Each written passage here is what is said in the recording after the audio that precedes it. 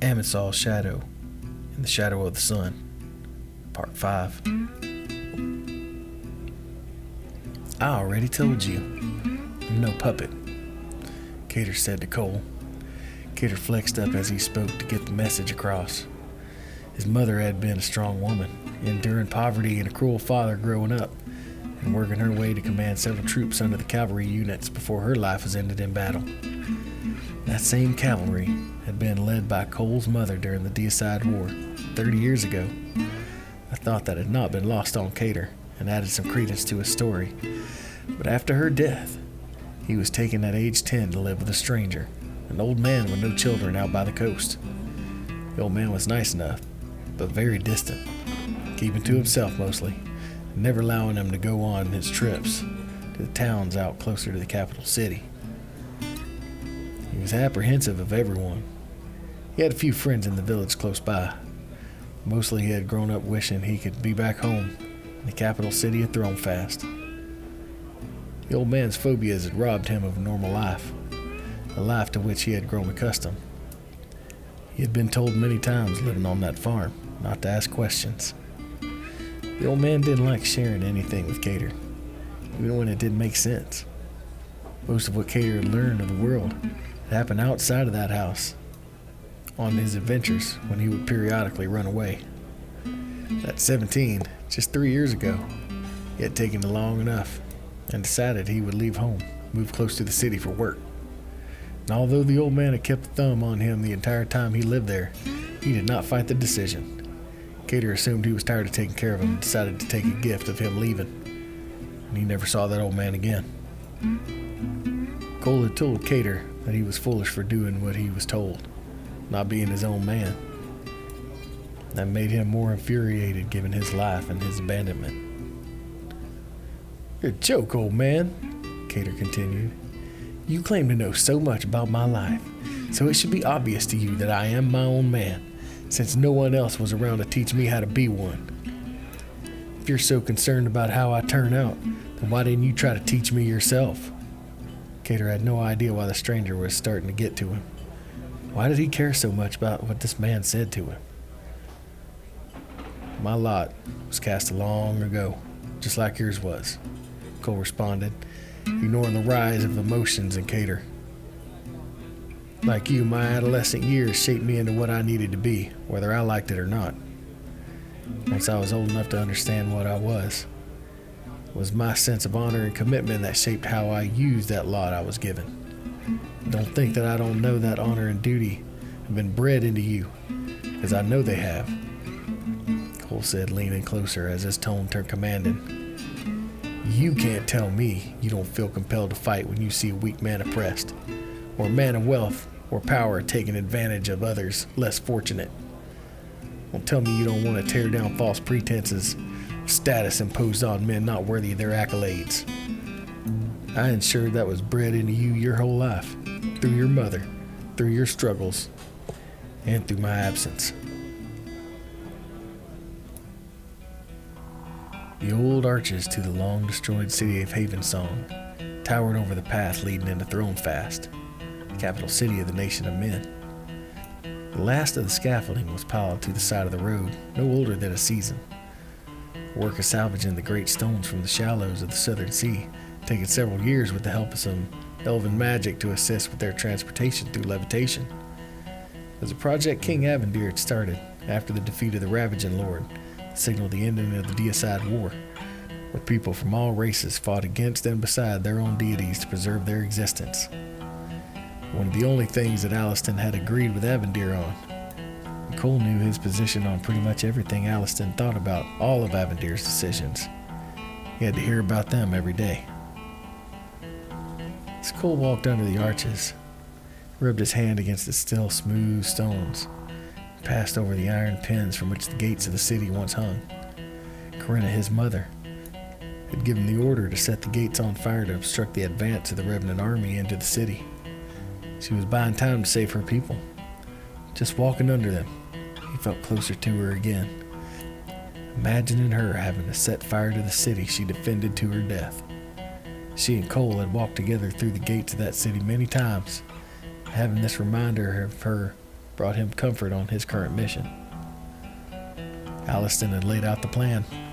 Avendir was the target of an assassination plot to be carried out tonight. If they succeeded, men would be weakened. Less peaceful nations would try to acquire the knowledge of that powerful magic that was inherent in ancient dragon writings and speech, not to mention the knowledge that was hypothesized to be in a document called the Dragon Accord, a mysterious agreement made between the dragons and some celestial power. It may deal with why so many races from so many different worlds were suddenly ripped away and stranded on this new world of Terminus. The desire for this knowledge and power would ultimately lead to war.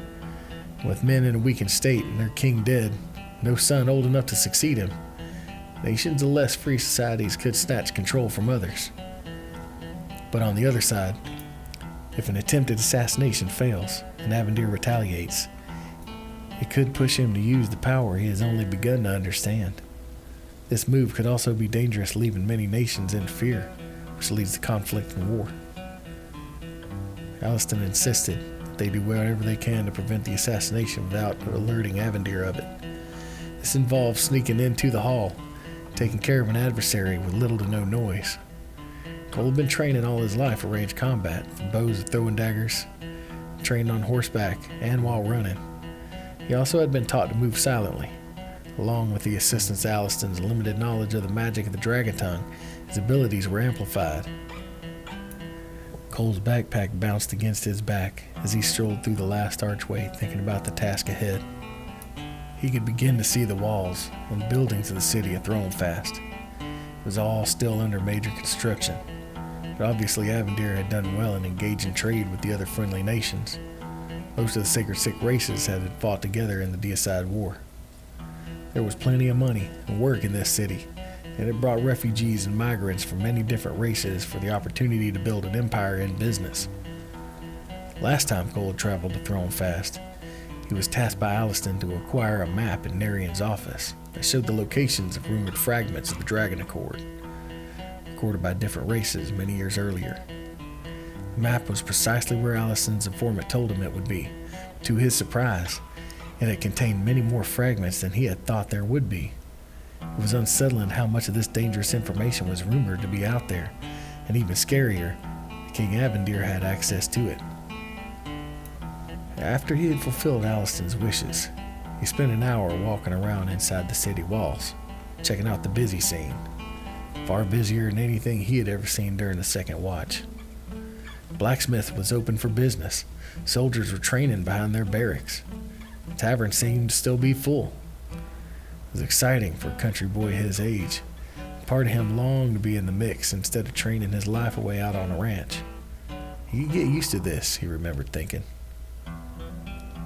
There was no time to play games today. The sun had already disappeared over the horizon. He had not made it to his access point along the southern side of the outer wall. It was the farthest place from the guard post and still relatively close to the King's Hall. Cole veered off the road, leading to the front of the gates of the city.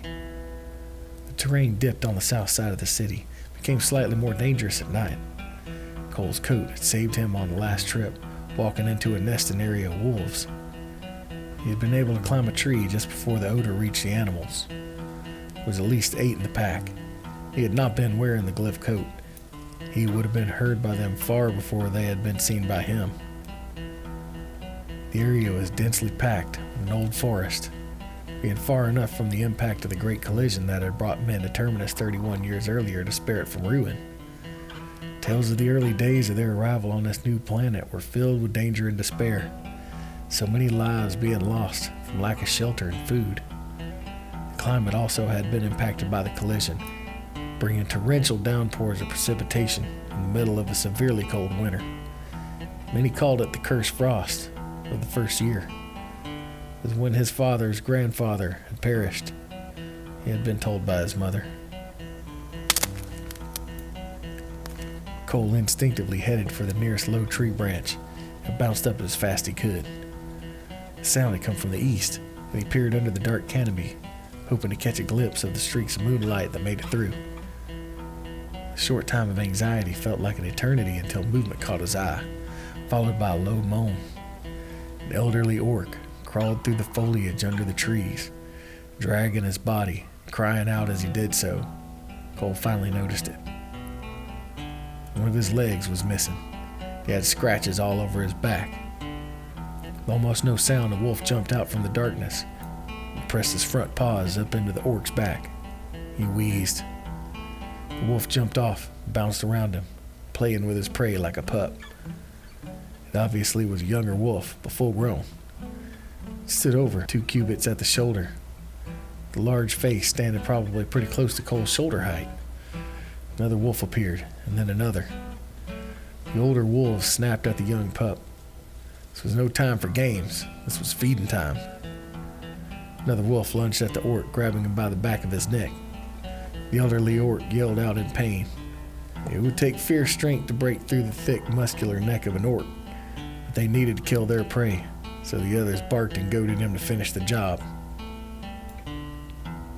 An arrow suddenly appeared through one of the onlooking wolf's heads, and the impact was enough to topple it, roll it several times on the ground. Cole heard yells coming from the same direction of the wolves and orc. A large man, carrying a shield with the crest of Avendir, crossed in the middle of a pool of light, weapon drawn. "I'll keep their attention," he hollered over his shoulder. "You just keep firing. You're doing good. But don't hit me in the back, okay?" "Okay," said a nervous voice from the shadows. Another arrow sang through the wind and found its target just below the neck of where it meets the breast. The animal went down instantly. The wolf that was holding tight to the orc's neck finally let it go, lunged at the new threat. The large man braced himself behind his shield, and the full weight of the large wolf sprang directly into him. It knocked him back several steps, but he recovered and brought his sword back up. 2 wolves were left, and they were circling the man in unison on opposite sides. Pack hunting. A glimmer stole Cole's attention away from the standoff as he came into the small clearing. It was green and shiny, unnatural amidst the array of greenery. A young woman appeared behind the warrior. She held her bow upright, nocked and ready. She had what appeared to be a green ribbon tied into her hair. It fell just to the side of her face amongst her dark hair. She paced sideways, looking for an opening to kill a shot on the wolf behind the warrior to eliminate the larger threat. Her movements were so graceful, footwork not disturbed by the uneven terrain, as if she knew every bump and branch. Her strafe had stopped for a brief moment as she shot with the planted feet. The arrow plunged into the side of the wolf just behind his front right shoulder, looking for the heart.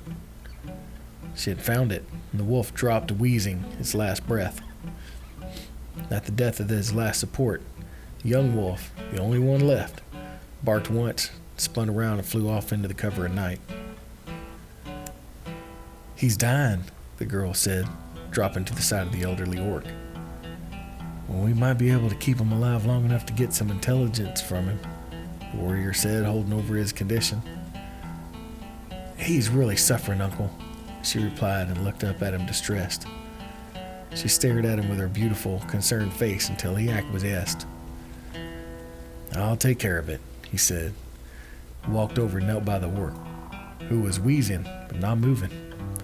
The man pulled out his knife with one hand, placed his other on the shoulder of the orc, seemingly to comfort him. Then he thrust his knife into the side of his neck near the back. The orc died instantly. Cater's demeanor changed in an instant. Cole knew what was coming, so he paused for a moment for him to get it out. "My," Cater stammered. "My mother wore a green ribbon in her hair almost every day. It was a gift from a soldier in the cavalry, a female cavalryman, who had saved her life in the war when she was young," Cater said blankly as his mind reeled. "Her name," Cole said, "was Jalia. She was part of my mother's elite cavalry unit. Apparently, she had been rescued as the Revenant army torched her house in the plains between Havensong and the Elves Fairthale. The ribbon had been part of the special tunics they wore in battle, and it had nearly been ripped completely off during a skirmish. Jalia cut it off after the fight, gave it to her as a memento of their rescue. She wanted to be in the cavalry from that day on." Cater sat in silence, not looking at Cole, not looking anywhere. His eyes were not seeing, his mind was. Flashes of his mother, cooking, training, lying dead in the cart as she was brought back from the battle, all came rushing through his mind's eye. Until now, Cole had been spinning yards that had not connected them or their lives at all. It wasn't until just now that he really thought Cole may actually be what he claimed. And it relieved, frightened, and angered him all at the same time. So, in reaction to so many warring emotions, he sat perfectly silent. Cole leaned toward him. Val was the most beautiful girl I'd ever seen. Of course, I had not been around a lot of girls being out on the farm for so long, but she was special. And she reminded me of my mother, strong yet caring, focused in her work, playful when she could be. Cole also had a brief moment where his focus left the table, whisked him away to their brief life together. Valoran had made him so happy. Before. Anyway, I need to finish before it gets too late, Cole said, trying to get back to his mission. He knew Cater would only be half listening for the next few moments, but he had no time to waste. Cole waited until the two guards disappeared through the forest toward the road leading back to the castle. Their hunting party had been successful at whittling down the aggressive predators in the forest around the city. Apparently, there had been multiple attacks lately. Even during the day, there had been some lives lost. The soldiers had been sending small parties to thin the numbers of predators in the area. The most notorious around here were the fierce and large wolves. Cole's feet hit the ground with no noise, and he headed with a new sense of haste toward the city wall. He had been stuck in that tree for far too long, and he needed to arrive at the king's hall before the king retired to his room for the night. His bed was in an inaccessible room from anywhere but the door, which remained guarded at night. But the king's study is where he spent his evenings. There were multiple entry points to that room. Unless he was speaking with them directly, he never had guards in his private study. It was the obvious weak point. Alliston had pointed it out to Cole. The wall of the city was tall, reminded him of the walls built in layers leading into the sanctum. He had nearly fallen off the top of one of those walls as a child. But it was nothing for him now to throw his hook in one throw, scale the wall with his rope and no problems whatsoever. He waited until he had a sense of where the guard was. At the furthest point in his route, Cole began to climb. The top of the wall looked out onto the valley outside, the arches of Havensong standing tall, far in the distance. Their white stone gleamed in the moonlight, easily recognizable even at night. Inside the wall, a row of stone buildings had been constructed, connected to the wall. They were large enough to drop down to the ceilings from wall. And from there, Cole used stacks of building materials that were stored by the last building in the row as stepping stones off of the room. He slid down a board, leaning against a stack of stones, found himself on the still unfinished ground inside the city of Thronefast. The King's Hall sat in front of him, across a clearing on the south side of the city. The amount of construction that had been done in this city in the last 5 years was staggering. The spoils of war, according to Alliston, bribed money from the other nations, brought workers from all over in construction trades. All those who had spent a decade honing their crafts on the Silent Sanctum found themselves lost after the war ended. Avendir had brought their labor and set up homes inside the city walls to help with the cost, to assist in growing the population of the taxpayers. The King's Hall was one of the first to begin construction, but it had undergone constant work since the city began. Grander, bigger, bolder, Avendir pushed the limits of what his crews could create. And they did not take Cole's job of sneaking in and out into their list of things to accommodate. The walls were a polished white stone, native to the area. It was a large local quarry where all the stone from the city had been cut and transported.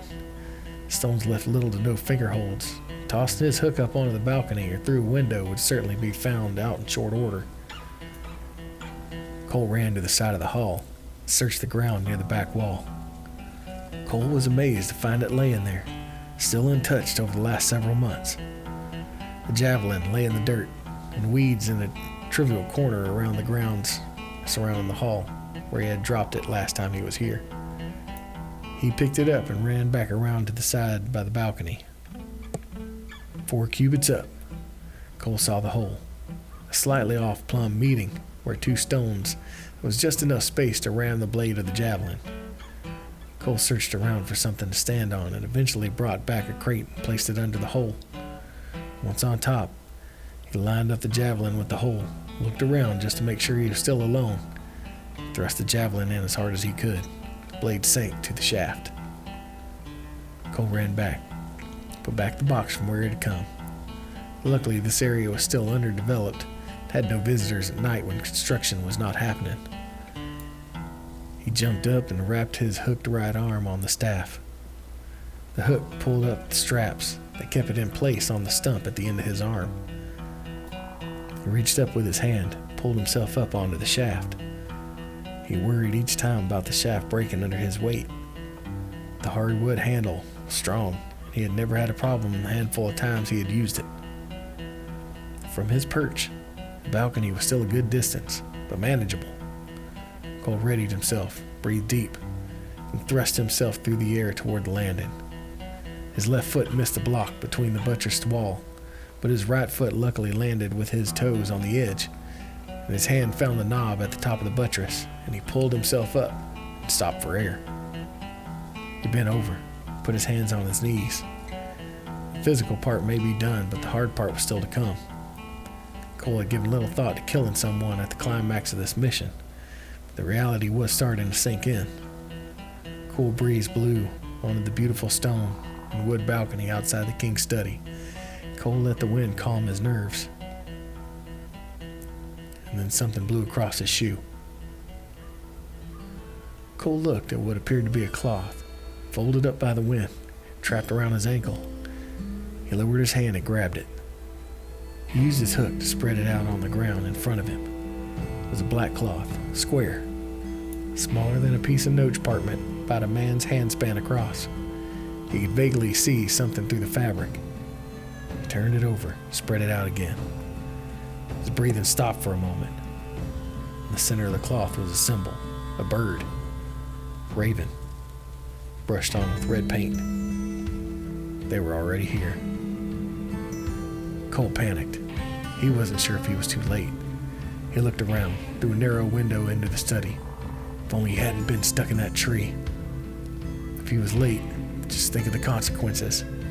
His heart was racing. He stepped back from the window, looking around everywhere, trying to get an image of anything that would give him a clue. Just then, movement caught his eye 2 windows down from him. The slightly curved wall shot out to the left, where he had just jumped from. And just above the javelin, still in the wall, was a window into the study. The inside of the window was draped with thick cloth curtains that could slide open and close to let light and fresh air in. Someone was behind it, mostly out of view of the window. The edge of a shirt was visible. He took off toward the window, his magical coat flapping behind him. There was no time to climb his way down using the windows. Without thinking, he bounced off the banister of the balcony, sprung off of the javelin handle under the window. His foot caught the inside of the windowsill, and he reached in with his hook and grabbed the shirt behind the curtain and let his weight just fall back away from the window of the king's study.